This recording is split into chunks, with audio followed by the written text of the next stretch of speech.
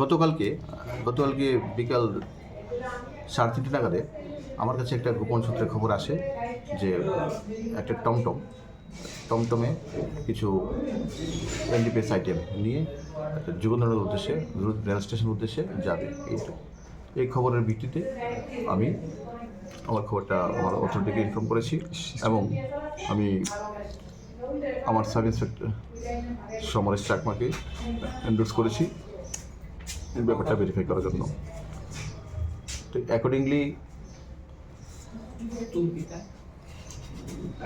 আমি sub inspector Samaresh Chakma এবং থানার অন্যান্য অফিসার টিএসআর স্টাফ তারা বিভিন্ন জায়গাতে অ্যাম্বুশ করা হয়েছে ফাইনালি আমরা টমটমটাকে ডিটেন করেছি যে কলেজটার ল কলেজের সামনে দিয়ে যে রাস্তাটা গিয়েছে এই বিজয় অ্যাপার্টমেন্টের দিকে, ওই রাস্তার মাঝখানে আমরা টমটমকে ডিটেন করেছি।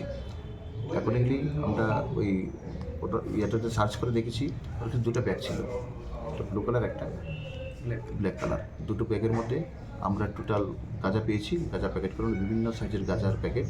তো টোটালি আমরা যে ওয়েট করেছি এটাতে বেরিয়েছে 18 কেজি গাঁজা।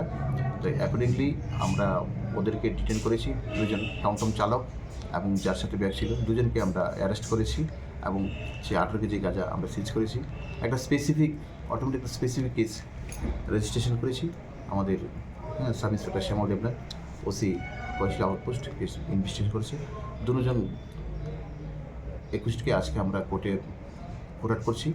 তিন দিনের জন্য আমরা পুলিশ রিমান্ড দিয়েছি, রিকোয়েস্ট করেছি যাতে বাকি তাদের যে চেইন আপটা মালটা কোথেকে এনেছে, কাকে দেবে এবং এই চেইনের সাথে আরও কারা ইনভলভ আছে স্ট্রংলি ইন্টারোগেশন করা দরকার।